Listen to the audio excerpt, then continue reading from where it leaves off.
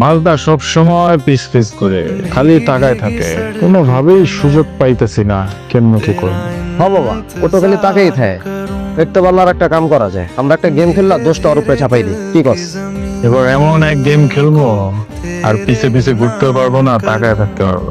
কি বিশাল বড় গেম নাকি বাবা? আরমান, আমি জানি এটা তুমি, প্লিজ আমাকে যেতে দাও। দেখো ভার্সিটিতে যা হইছে হইছে, কিন্তু এটা কিন্তু বেশি হয়ে যাচ্ছে। দেখো আমার বাসায় জন্য অনেক সমস্যা হবে। প্লিজ আরমান আমাকে যেতে দাও। আরমান আমাকে প্লিজ যেতে দাও। দেখো আরমান, আমি ভার্সিটি ছেড়ে দিব, আমি তোমার সামনে আসবো না। প্লিজ আরমান আমাকে যেতে দাও প্লিজ। একটা মেয়ে কিভাবে ঠিক করতে হয় তুমি জানো না? এমন কেন করতে হবে আমার সাথে? আমি কি করছি তোমার? কেন করতে এমন? আমি জানি না তোমরা কারা, আমি জানতেও চাই না তোমরা কারা। আজকের পর থেকে কখনো জানার চেষ্টাও করবো না তোমরা কারা। তোমরা এই মেয়েকে যে কারণে এখানে নিয়ে আসছো সেই কারণটা আমি দেখতে পেয়ে গেছো। মেয়েটাকে চিন্তা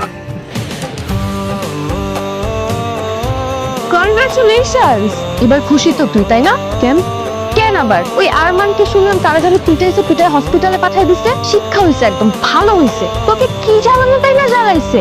দেখ, যাকে চিনিস না জানিস না তাকে নিয়ে উল্টাপাল্টা কিছু বলবি না প্লিজ। আমি ভালো একটা মানুষ। ওয়েট ওয়েট ওয়েট ওয়েট, কি বলতেছিস সেগুলো? তুই তো মাথা তো খেতে গেছে। এই জয়ী, তুমি ঠিক আছো? শুনলাম তুমি নাকি ঝামেলার মধ্যে পড়ছিলা। ঠিক আছে।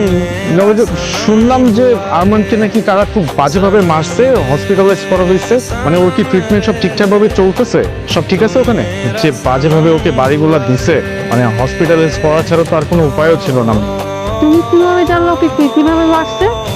বলা বলি হচ্ছিল ক্যাম্পাসে, ওখান থেকে শুনলাম আর কি। একটা বিষয় নিয়ে অনেক সন্দেহ আছে, কিন্তু আমি শিওর না। যেদিন শিওর হব সেদিন অনেকগুলো মানুষ হসপিটালে যাবে। কি রে? তোর সাথে আমার একটু কথা চাই তো। কি আরমান? আরমান, কি তোর এখন কেমন লাগতেছে? এই বেটা, দেখতে তো সামনে পড়ে রইছে, এই সময় এই কথা বল ঠিক আছে? থাম, আমার প্রশ্ন করতে দে। বন্ধু, তোর কেমন লাগতেছে? ওই ফাইজলামি করতে আসছিস আমার সাথে? আমরা এখানে আসিনি। আমাদের কি নিয়ে আসছে? দেখো, কোনো সিন ক্রিয়েট করবা না, ওদের সাথে কোনো রাগারাগিও করবা না। তুমি রাগারাগির অবস্থায় নাই। আমি আসছি শুধু তোমাকে দেখতে, আর একটু রান্না করছি, ভাবছি তোমার জন্য নিয়ে আসি। শুনলাম তুমি নাকি একা থাকো। ব্যবহারেই বোঝা যায়। পরিবারের সাথে থাকলে তো ব্যবহার এমন হতো না। খাবারটা হইছে? ওমা, খাওয়াবো না? আমার দুটো হাত আছে, আমি খেয়ে নিতে পারবো। আচ্ছা খাও, ওষুধ খাও, একটু যাই। বলছি না, যাও। ঠিক আছে।